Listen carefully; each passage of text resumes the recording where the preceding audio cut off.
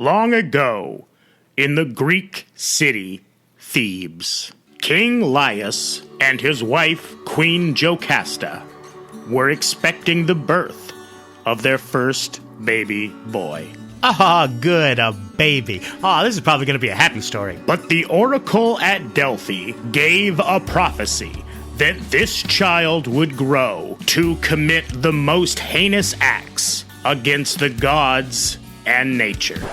Damn it. This doesn't sound like a happy story at all. Sounds like the opposite of a happy story. Like what's the word? A tragedy. Horrified at their child's future, the parents decided to abandon the infant on a mountaintop. This was called exposing the infant, just letting the child die of exposure.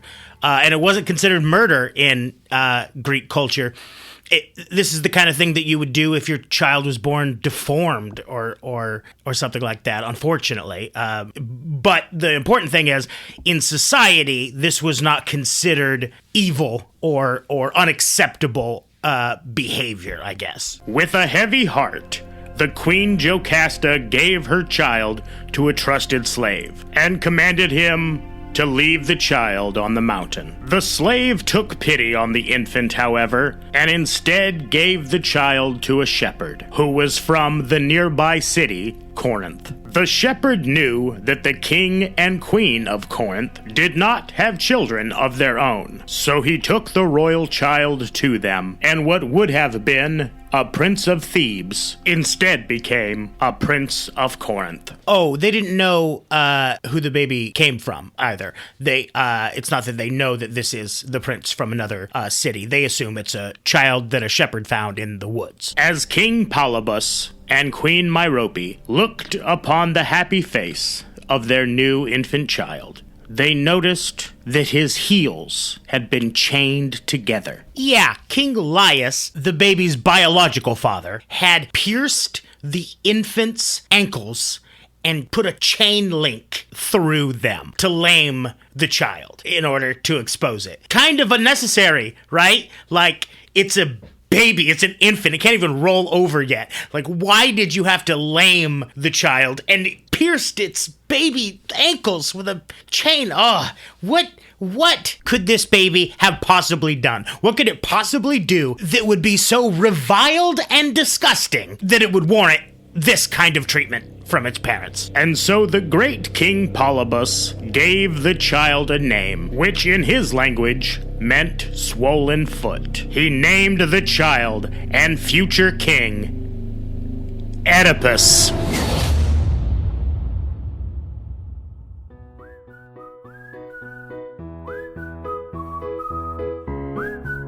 Hi, I'm Brady, and this is Storytime.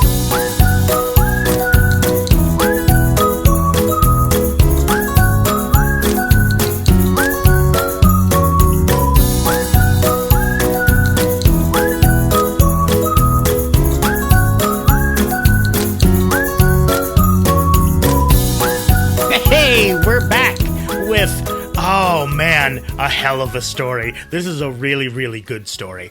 This is the story of, it's officially called Oedipus Rex. That means Oedipus the King in Latin. This is a Greek myth, and like all Greek myths, it spent about 2,000 years just being told orally, without anybody writing it down. And so when it was finally written down, it was done so by a guy named Sophocles. Now, Sophocles is a very famous writer of Greek tragedy. Now, tragedy doesn't mean exactly what it means to us, we English speakers. We think of it as a very, very sad story, a horrific, sad story, something that ends very sad, specifically. What it originally meant was just a form of theater, a drama, as we would probably call it today. It didn't have to end tragically, I guess, is what I'm trying to say. These were just the ways stories were told in ancient Greek. They are the ones that invented the trilogy. So they would write these plays and act them out on stage, and there would be different playwrights and whatever, and there would be a prize for the best one, at the end. And Sophocles, we know, won several times. He won the ancient Greek Oscar, which is really lucky for us that a really, really good story by a really, really good playwright would survive antiquity and still be around for us to enjoy today. We actually know that Sophocles wrote 123 plays, and only 7 have survived throughout history. The vast majority of his plays were written down in the Library of Alexandria. So let that be a lesson to you Christians out there. Don't go burning down libraries. You're only hurting yourselves. This is a great story, and we lost so many great stories when the Library of Alexandria burned to the ground. But on a happier note, I come for the podcast Super Geeky Playdate, where I get to geek out with my very good friends, Brian Bales, Adam Matson, and Matthew Koenig. If you haven't checked it out, please do. And please remember to rate and review. Oh, before I get ahead of myself, I guess I should explain about the Freudian connection. Freud liked this story a lot. He thought that Oedipus's, the inevitable thing that happens to Oedipus, spoiler alert, is that he kills his father and marries his mother. Freud really liked this idea, creepily liked it, liked it too much, and suggested that it was representative of hidden desires within every male child. That when males are born, what we automatically want to do, our secret and deepest desires are to kill our father and to marry our mothers. So Freud wasn't exactly on the mark with a lot of this stuff. In fact, current scholars believe that Freud's mother was probably just, and this is a quote from their report, wicked fucking hot. Okay, I know that this has already been a long intro, but I just have one more Freud joke. How many Dr. Freuds does it take to screw in a light bulb? Give up? 2. 1 to screw in the light bulb, and the other to hold the penis. And so it was that Oedipus... No, sorry, I meant not the penis. I meant hold the father. And so it was... Ladder! I meant ladder! And so it was. Oedipus grew up to be a Corinthian prince, until one night at a feast, a drunken cousin let slip that Oedipus had been adopted. You're not even the son of Polypus and Merope. Nobody knows who you are. Horrified, Oedipus ran to his mother and father and asked if they were his real parents. And they told him that they were, yes. Which some people throw shade on Polypus and Merope for this. They should have told Oedipus that he was adopted. It's cruel to kind of do it the other way, but think about it. There's no word in ancient Greek for biological parents. He's asking, are you my real parents? And they're answering yes. So, he should have stayed happy with that. Still, the question nagged at Oedipus, until finally he decided to visit the oracle at Delphi. Oedipus asked the oracle if Polybus and Merope were his parents, and the oracle replied, I have given a prophecy about you once before. You are the one who is destined to murder thy father and marry thy mother. So saith the great Apollo. Horrified by the prophecy, Oedipus decided to never return to Corinth. Instead, he would travel the road in the opposite direction, towards a city he had never heard of, called Thebes. He decides he can beat the prophecy by simply never returning to the land where his parents are from. Oedipus came to a place where 3 roads met, and he stopped his cart to let his horses eat and to check his map. Suddenly he heard from behind him curses and obscenities, coming from a withered old man with 4 slaves around him. Oedipus sought to calm the stranger, so he said unto him, I am Oedipus, old man, and I am on an important path. Do not bother me with the trifles of your old age. Let me pass, and no harm will come to you or your men. Those are some bold words, but think about it. He's a prince, and this is just an old-timer, maybe a rich old-timer, who's in his way. Despite Oedipus's pleas, the old man continued to threaten violence. So Oedipus finally drew his sword, and he made quick work of this old man and his slaves. It's unfortunate, but this is the first example of road rage. All right, that's not a very good joke. It's barely a joke. But whatever, podcasts are free. As Oedipus entered Thebes, he found a city in chaos. A terrible monster known as the Sphinx was holding the entire town hostage. A sphinx has the head of a man, but the body of a lion. The giant creature demanded to eat one person per day. But if someone could solve its riddle, it would leave this town forever. Without hesitation, Oedipus went to the front of the line. But as he made his way outside of town, he began to see the monster loom larger. His knees now shaking, he approached the colossal beast and asked for the riddle. The creature shook sand from its mane, bent its head, and drank from a pool, and then raised its eyes to Oedipus.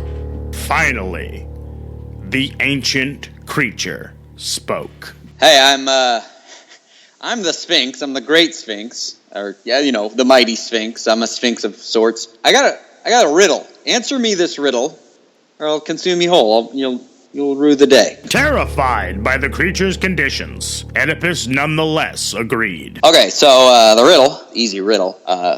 Easy to me. I came up with it. What goes on 4 legs in the morning, 2 legs at noon, and 3 legs in the evening?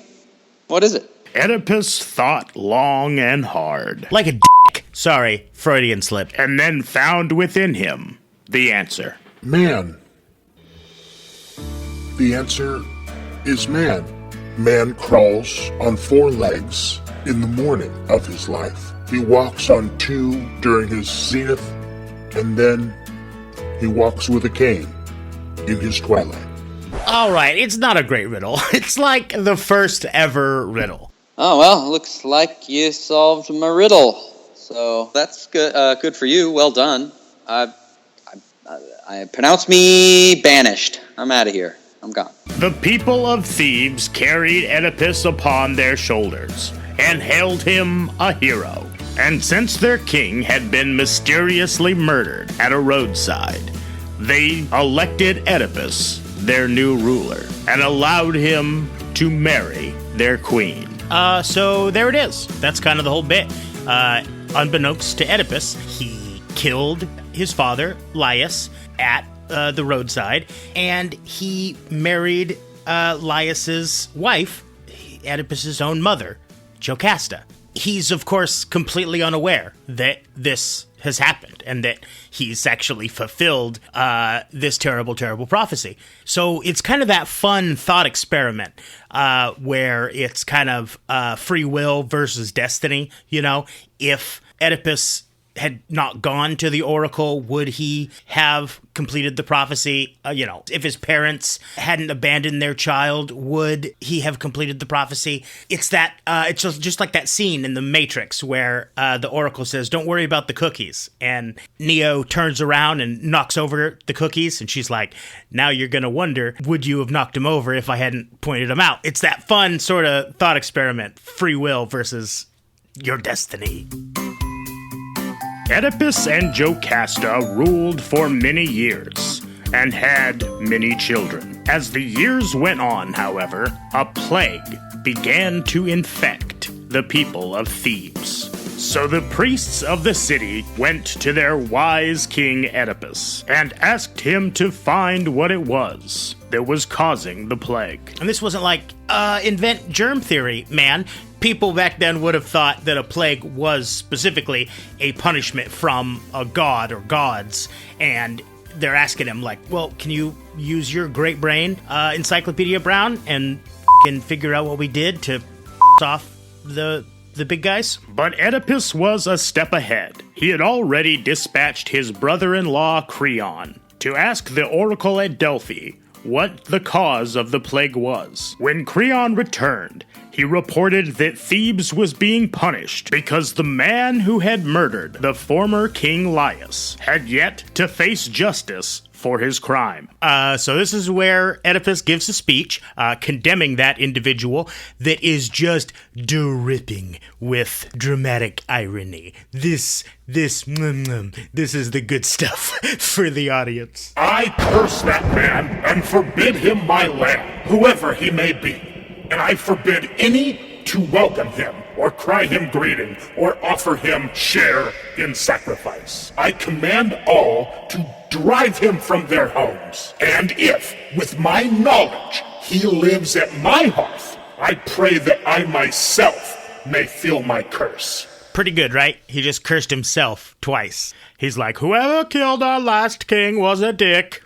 And if he happens to be living in my house, I'm a dick. Oedipus commanded another prophet, known as Tiresias, to come to Thebes to shed light on the mystery. And when Tiresias arrived, though he was a blind man, he could see plainly that Oedipus was the one to blame. And he didn't want to tell the king that he was the reason for this terrible plague.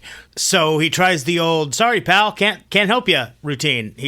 I don't see nothing. Don't know. Anyway, I should go. I should be going. I should leave Thebes. Thanks for having me, and good night. This enraged Oedipus, and he accused the prophet of conspiring against him. Why do you refuse to answer my questions, prophet? Why would you deny the people of Thebes relief? Reluctantly, Tiresias told the king what he saw. Great king, it is you who you seek. I am sorry to inform you, but you were the murderer of the former king Laius. Blasphemy, declared Oedipus. Surely you are just in cahoots with one of my enemies. You desire for me to lose face in front of the people. You are working for one who would see me dethroned. It isn't true, Your Highness. What I speak about the murder of the great King Laius, it's the truth. Oedipus decided that it must be Creon, his wife's brother, who was seeking to steal his throne. His claim to the throne is better than mine, since he is a blood relative of Jocasta, and I am merely her husband. Say it with me now. Dramatic irony! Man, this Sophocles guy can really write a play, you know what I'm saying? All this needs is a rapping Alexander Hamilton, and we have got a hit, baby. Jocasta, seeing the frantic mind of her husband at work, sought to calm him, and she took him by his arm and sat him peacefully near a fountain. My dear husband, do not frighten yourself with the words of prophets. I have seen myself how prophets can be wrong. I had a child once long ago, and it was prophesied that Laius would die by his hands. But all those who investigated Laius's crime reported that he must have been set upon by a gang of bandits. And you, my dear husband Oedipus, have never been in a gang of bandits. Therefore, this prophecy is untrue, just like the one before it. King Laius was probably, unfortunately, killed by the tribes of the mountain people. It was in that area where those 3 roads meet. What did you say? The king died at that intersection? And this would have been right before I defeated the Sphinx. Yes, I suppose it was. I was lucky that such a wise husband found his way to me so quickly after Laius's death. No, listen. You don't understand. I did kill an old man at that crossroads. At that time. I am the murderer of Laius. I am the reason for this plague upon Thebes. And to make matters worse, I'm married to his widow. I killed this man out of anger, and then I defiled his bed. I ask you, what sin of man could be greater than that? Man, I really like to T-ball him up like that. Just then, a shepherd from Corinth arrived at the palace with a message for the king. Your Highness, King Oedipus, I come with sad news from your hometown of Corinth. Your father, King Polybus, has died, and this makes you the new king of Corinth, as well as the king of Thebes. Congratulations, my king. I know you will rule well. But instead of reacting in sorrow, or even reacting with pride, Oedipus shocked his court by exhibiting relief. Whew. It's over then. It's over. The curse from the oracle at Delphi, it said that I would be my father's murderer, and that I would be my mother's husband. But clearly, my father Polybus died on his own. There's no way that I could be blamed. Unless he died out of grief for me, unless he became saddened because I never returned from Delphi. Perhaps this is my fault. Maybe the prophecy is still true. Maybe even though I did not kill Polybus, I still led to his death. The shepherd chimed in an attempt to ease his king's fevered mind. My good king, I have never heard of this prophecy, but I know it to be untrue. For if your fear is that you have caused your father's death, then fear not, for Polybus was not your true father. What? I would know, for I am the one that brought you to King Polybus and Queen Myrobe. They had no children, you see, and you had been given to me by a castle slave from a nearby city. At this point, unnoticed by everyone, Queen Jocasta turned pale. She then got up from her seat and quickly and silently made her way to her room. Yeah, but Oedipus doesn't quite get it yet. He's got to summon that castle slave, whoever that was. When the guards finally found the slave in question, he was huddling outside the door to the queen's chambers. He was surrounded by planks of wood and nails, and it was obvious that he had been attempting to nail the door shut. Oedipus had the guards clear the debris, and then he went to open the doors to his wife's chambers, only to find that they had been barred from the inside. Setting his guards upon it, Oedipus quickly broke through the door and the pile of furniture behind it. He then saw a scene that made his blood run cold. His wife, Jocasta, was hanging from a noose above their marital bed. Blinded by tears and grief, the king pawed at his wife in a futile attempt to get her down. And as he pulled at her dress, he removed her 2 brooches, and her dress fell down and exposed her breasts. Suddenly, to King Oedipus, everything made sense. These had been the breasts that had suckled him and also his children. In his final act, and with a blood-curdling scream, Oedipus drove the 2 brooches into his eyes, and he left the city as a peasant, and he was never seen again.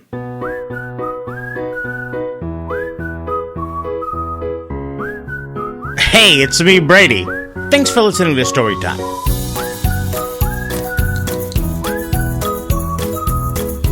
My guests this week were Maddie K and Madam J.